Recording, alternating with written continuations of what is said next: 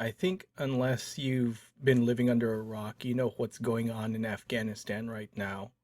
And I was going to do something along the lines of SHTF, Afghanistan, but I think as a person who's participated in the Operation Enduring Freedom campaigns in the early days, maybe I just want to get my thoughts across on the subject of what's happening right now. On one hand, I'm glad that we aren't going to be dumping all this money, all these lives into a country that doesn't seem to be improving at all. And at the same time, I do wonder about the people that I've worked with over there. I mean, well, let me just go down the different viewpoints that I've seen from vets all over social media. I see vets that wish they could go back. It was definitely a simpler time for many of us. We didn't have to worry about a lot of the things that we have to worry about in the civilian world. It was difficult and it was simple at the same time. There are lots of situations where we may have seen things that maybe we never expected to see or feel things that we never thought we would. Some of us know people that are no longer alive today, or if they came back, they were never the same people, or in the case of mental health, they succumbed to an invisible injury later on down the road. And some of that anger, I think, wanting to go back is just retribution without even knowing it in some cases. There's just this sense of duty, maybe an incomplete mission. And it's true, it is an incomplete mission. The other viewpoint that I see from a lot of vets is they are glad we were not going to get dragged into this as much as possible, that we're finally out. Billions of dollars spent over 2 decades, and they couldn't hold down an insurgent group that the United States military was able to. And, you know, it is an unfair comparison, but I do understand that the costs for keeping people over there in many veterans' minds is not warranted. There's no justification for people staying in that long. The other viewpoint that I see is it's no longer our circus. It's no longer our arena to get involved in. There's even some disdain for the Afghan people in general. Let me explain their viewpoint. They don't think that we should step in to help former Afghan partners or interpreters because from their viewpoint, they can understand why people like the Taliban, and I am saying that in a different way just to avoid future censoring because I don't want videos to go away for whatever reason, because YouTube tends to do retroactive action on videos. One of my videos was censored and all it was doing was talking about a historical event from the 90s.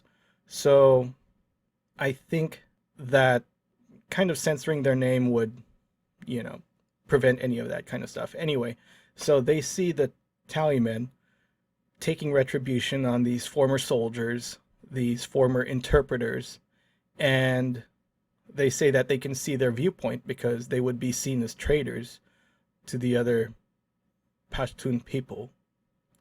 And that is a very true take. Whether you agree with it or not, you could argue that viewpoint. They did turn on, quote unquote, their people, but whether or not they believed that the Tallies were their people, that's a personal choice, much like a lot of divisions that you'd see among different ethnic lines, religious lines, or personal beliefs. I agree it's a little difficult to think of because while these people are going through that country, they're killing innocent people. They are taking little girls as sex slaves. And if you're not familiar with the culture, I'm pretty sure they're also taking little boys too. It's what happens over there. It's not talked about. Bachabazi, uh, Cheska, especially if you had a shaved, clean face. It comes back to their cultural understanding of, pretty boy. And that leads me to something I've been thinking of. A lot of people get their news from these major institutions, and it's very, very ingrained in no, it's very ingrained in U.S. Culture to rest on this news outlet as the authority of knowledge. Now, one thing that's really chapping me is I want American people to remember that at the end of the day, a lot of news organizations make their money off of your views, your eyeballs, your clicks, and rage sells. If it bleeds, it leads. And that's what they've been doing for the last 20 years. While we were engaged, depending on the president, the soldiers were either committing atrocities or atrocities were being committed and we weren't doing enough to stop them.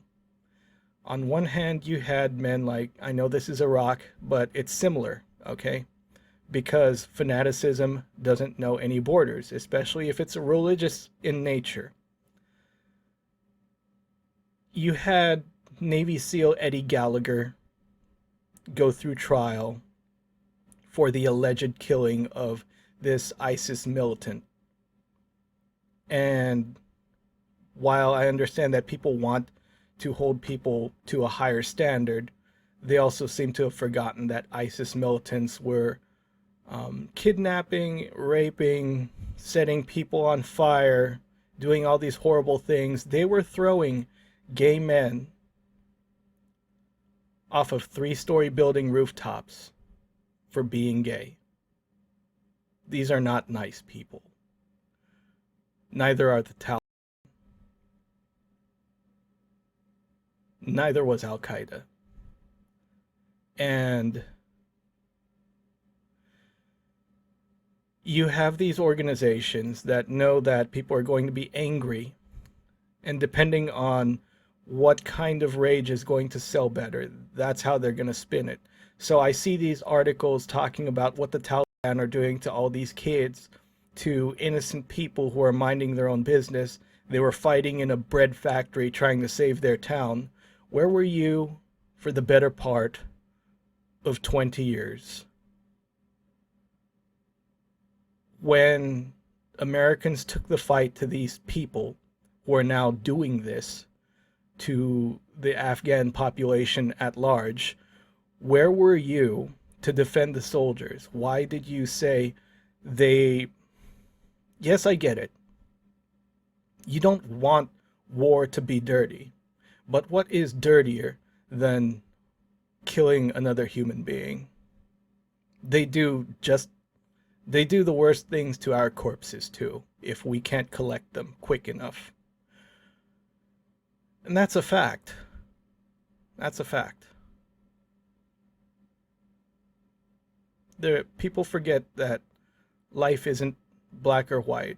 Lots of the bigger things are the rights and wrongs, but we operate in this world of gray, and lots of things get lost in perspective, in nuance, and the experiences that we base our viewing point of a certain action or series of actions. We might not have the full context. We might not know that an entire company of men hadn't slept in 72 hours trying to fight these people off, and things happen. And now, after years of essentially throwing the US fighting man underneath the bus, now you want to pretend that you care what the Taliban are doing while they take control of the country that we took from them by force. And to the population at large, I know that I'm trying to speak towards the tactical and prepping community. Let's try to pull this back into reality. This is what I want you to recognize. A lot of friends, a lot of family, people we care about, even strangers, they get their news from these people who pretended to care. They get their news from these people and they don't even realize that it's clickbait. Like I said earlier, rage sells. The answer isn't to rub these stories in their faces and create more division. I think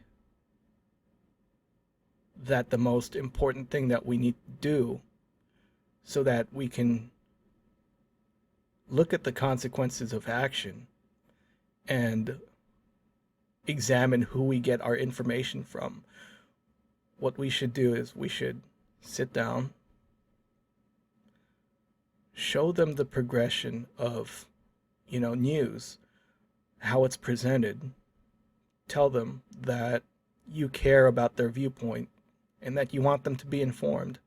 I know it's hard for a lot of us vets because, like I said, we've lost a lot, but I think we've gained a lot too. What we've gained is the power of insight. We have experience. And I think instead of lashing out and telling people that they don't know, I think maybe we should take a proactive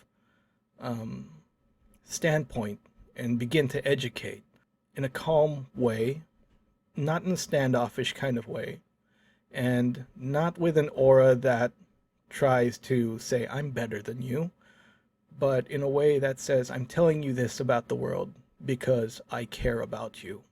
Because I also care about the city that I live in, my neighborhood.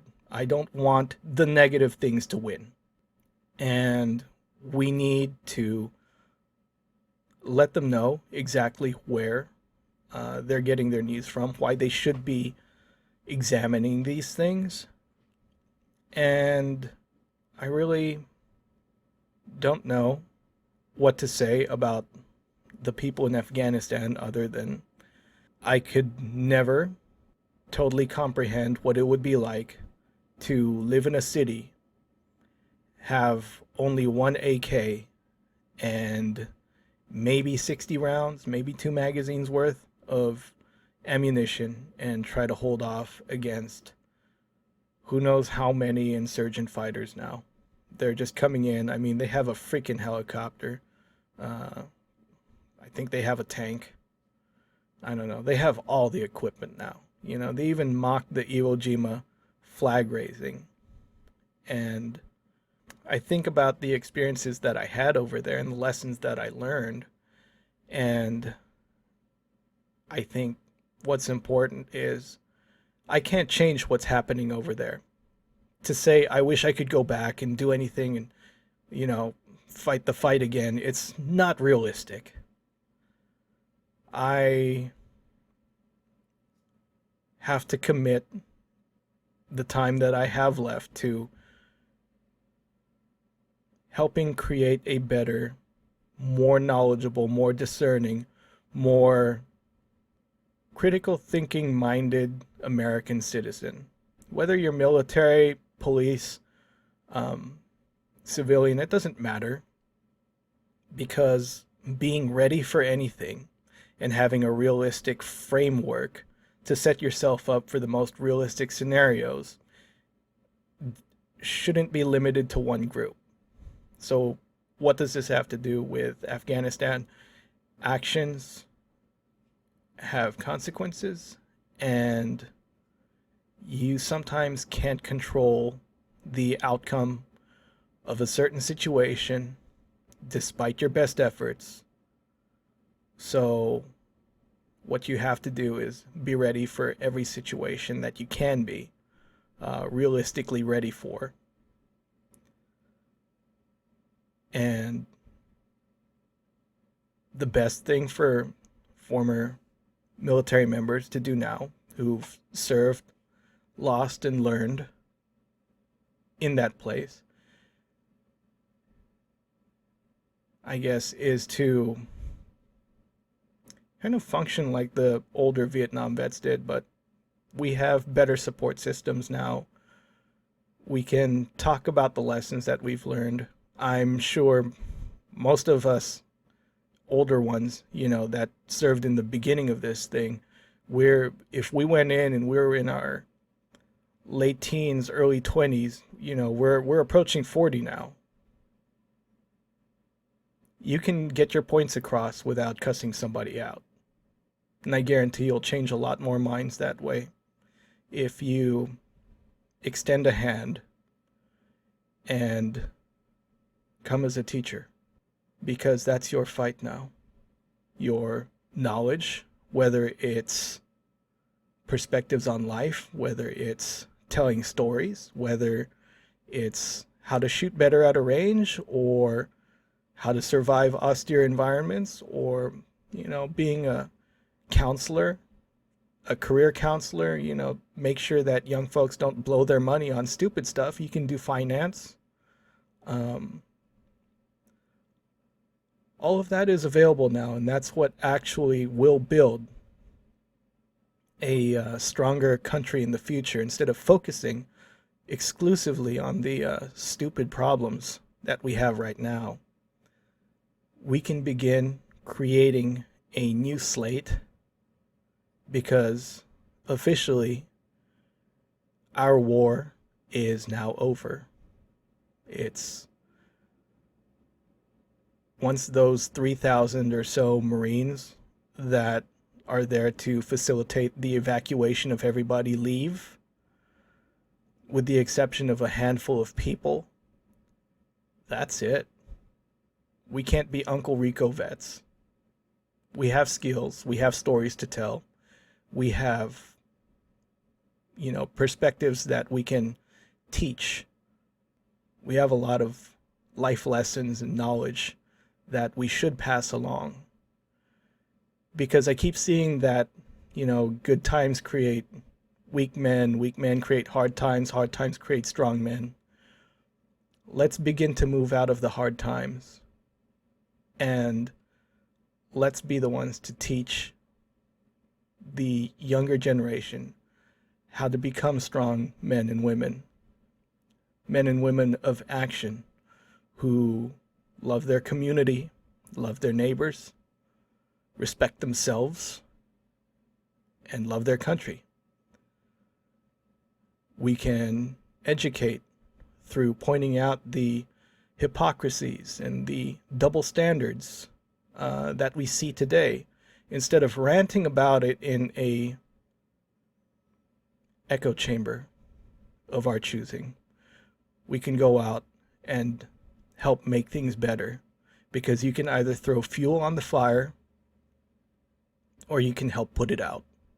I love too many people here who in some cases have given up so much to be here to watch it burn. The Afghanistan war is over.